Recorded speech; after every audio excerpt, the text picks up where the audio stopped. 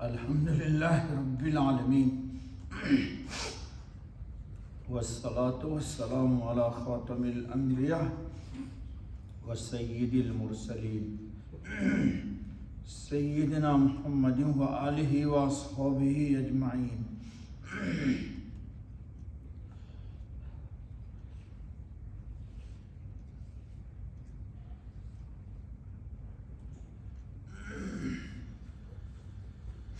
دوستو، بزرگوں،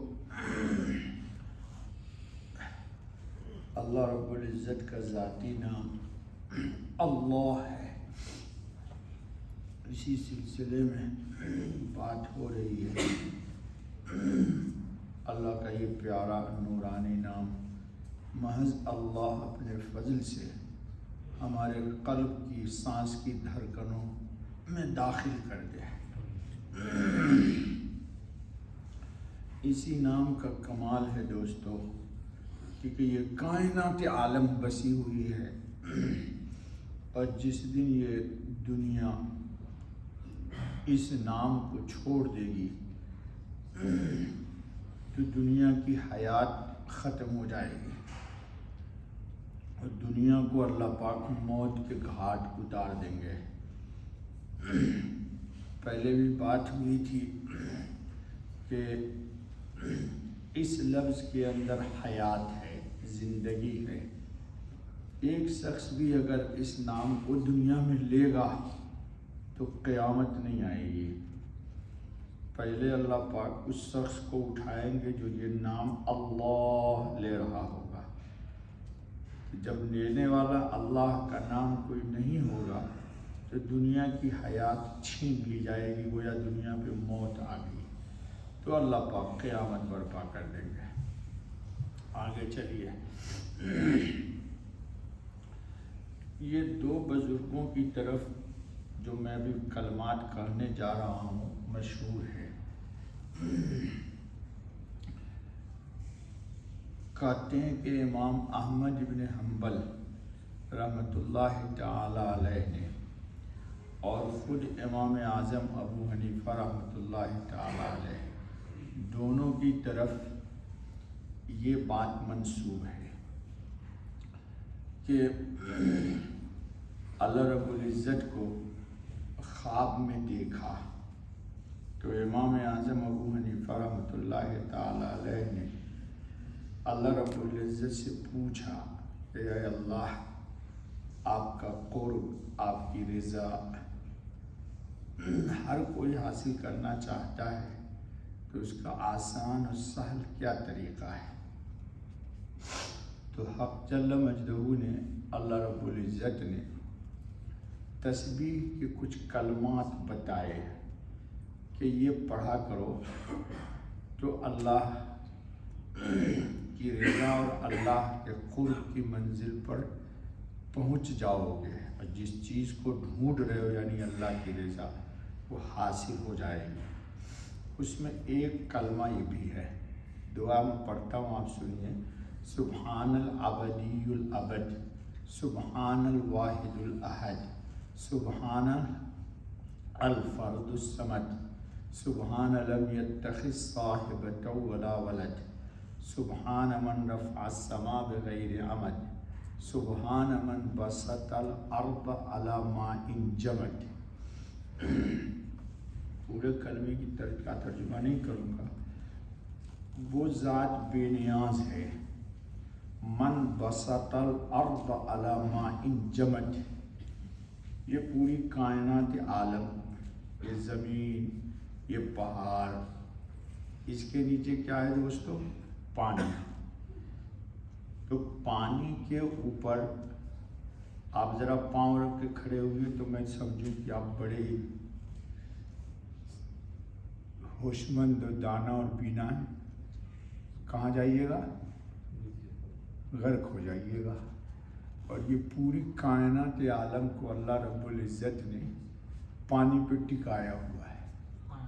جی، سبحان من بسط الارض علی ماء جمد، پانی کے اوپر اللہ نے اس کائنات عالم کو بسایا ہے۔ اسی لیے آپ جب ٹیوب ویل اپنے علاقے میں یا کنواں کھودنا جاتے ہیں تو نیچے کیا ملتا ہے؟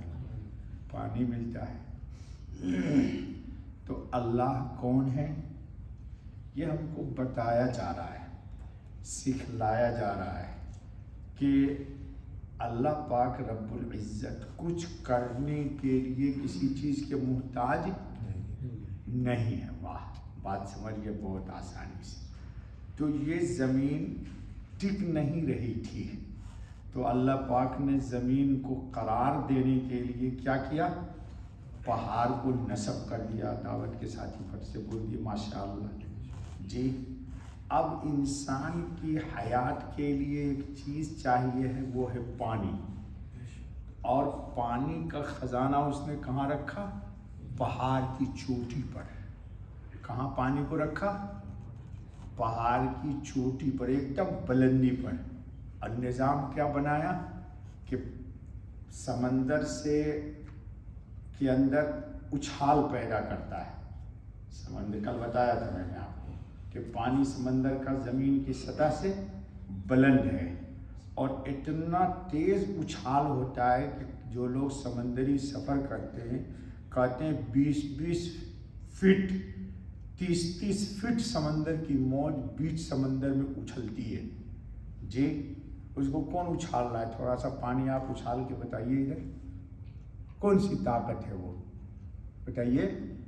وہ اللہ کی طاقت ہے، اللہ کے امر کی طاقت ہے۔ اچھا، اوپر بھی پانی سطح آپ پر اچھل رہا ہے، اور کہتے ہیں جتنا اچھال اوپر ہے اس سے کئی گنا اچھال سمندر کی تہوں میں ہے۔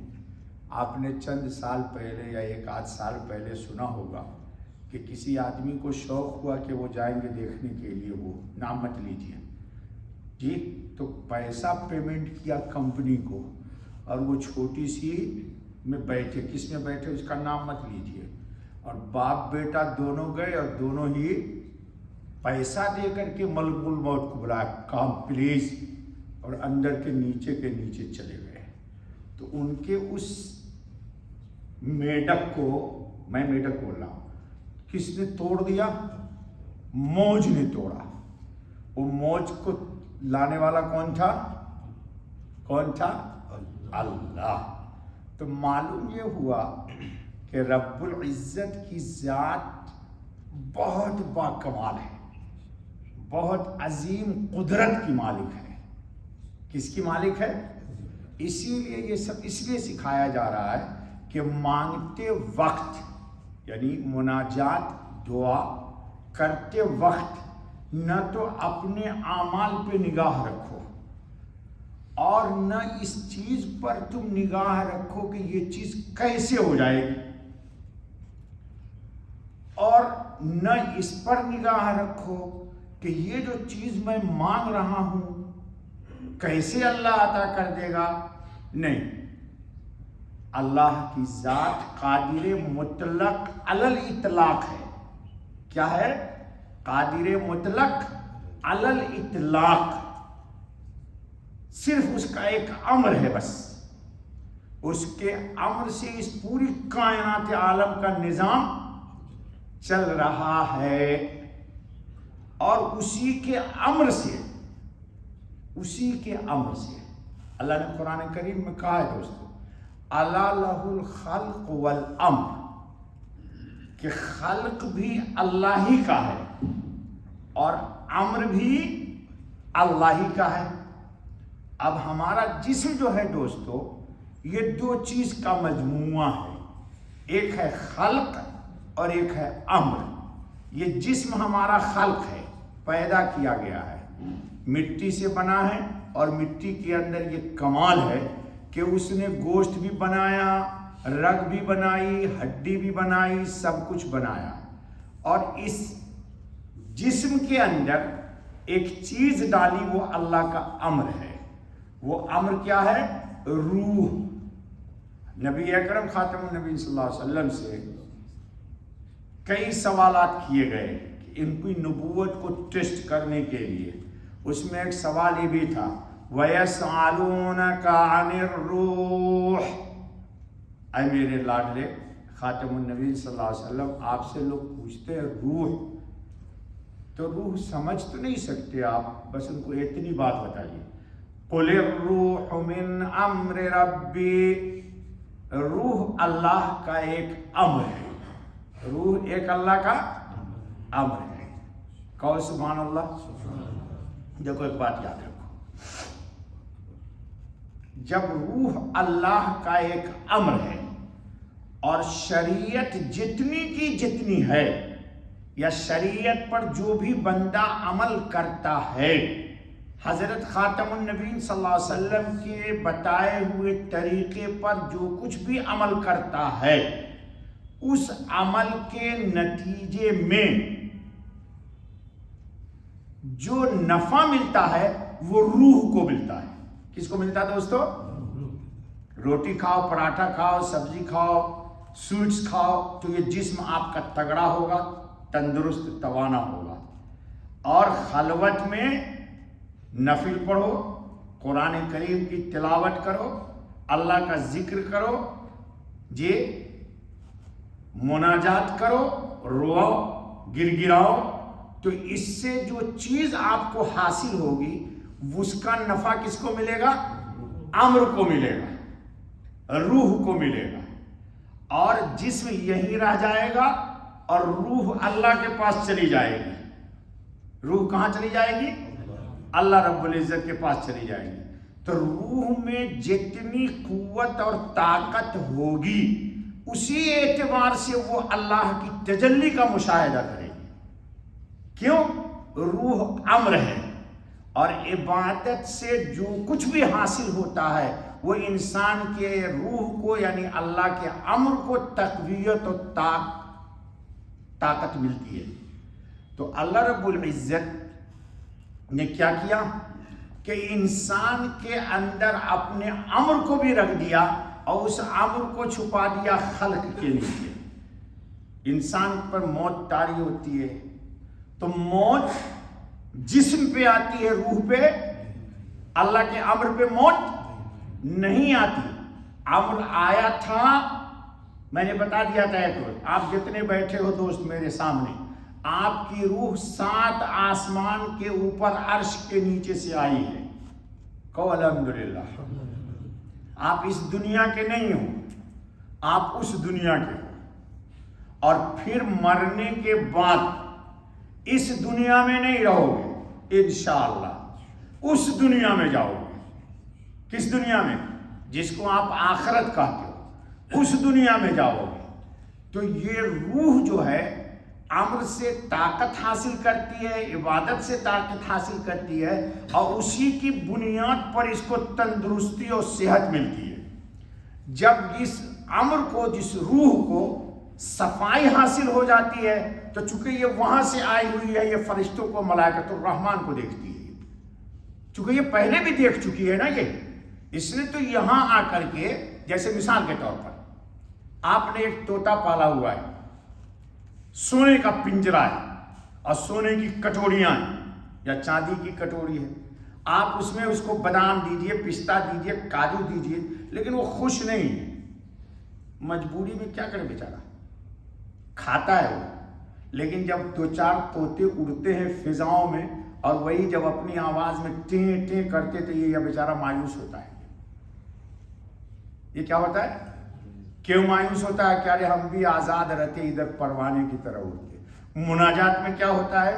سمجھ لو آج راز، کہ جب آپ دعا مانگتے ہیں تو فرشتے کا نزول ہوتا ہے، اور انسان کی روح وہ فرشتے جو آزاد ہیں ان سے مناسبت پیدا ہو جاتی ہے، تو یہ رونے لگتا ہے مناجات کے اندر کہ ہم اس پنجرے کے اندر پھنس گئے، کب تک پھنسے رہیں گے، ہم بھی یہاں سے نکلتے اور فرشتوں کے ساتھ فضاؤں میں گھومتے۔ اسی لیے بسا اوقات بندہ رو دیتا ہے۔ رونا اچھی چیز ہے۔ کیوں رویا وہ؟ اس کو اپنا اصلی گھر یاد آ گیا، اس کو اپنا، اسی لیے 2 دن پہلے میں نے کہا تھا جگہ جی لگانے کی دنیا نہیں ہے، یہ عبرت کی جا ہے، تماشا نہیں ہے۔ اللہ کرے دوستوں کو اس نام سے مناسبت ہو جائے۔ کس نام سے؟ اللہ۔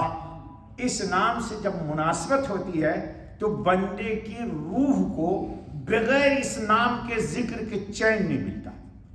کیوں؟ اس کی خوراک وہی ہے نا بھائی. آپ حلوہ کھلاؤ تو روح کو کوئی فائدہ نہیں ہے، اور روٹی کھلاؤ تو کوئی نقصان نہیں ہے، جسم کو فائدہ ہے. تو روح، مومن کی روح کو اسی لیے قرآن کریم نے حدیث میں نبی خاتم النبی صلی اللہ علیہ وسلم نے مومن کو ترغیب دی ہے کہ اصل محنت کس پہ کرنا ہے؟ روح پہ محنت کرنا ہے. اور روح کے بننے کی علامت یہ ہے کہ طبیعت میں گناہ سے نفرت پیدا ہو جائے. اللہ یہ نعمت دے دے. اور طبیعت میں عبادت کی طرف رغبت پیدا ہو جائے، اطاعت کی طرف رغبت پیدا ہو جائے.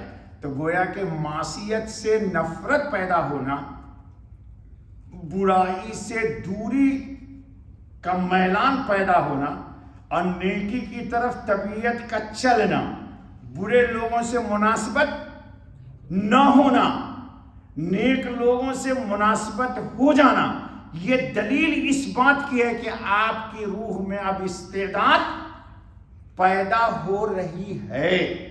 کس سے؟ اپنے رب سے، اپنے اللہ سے. چونکہ اللہ پاک ہیں، پاک صفات سے اس کو اب محبت ہونے لگی.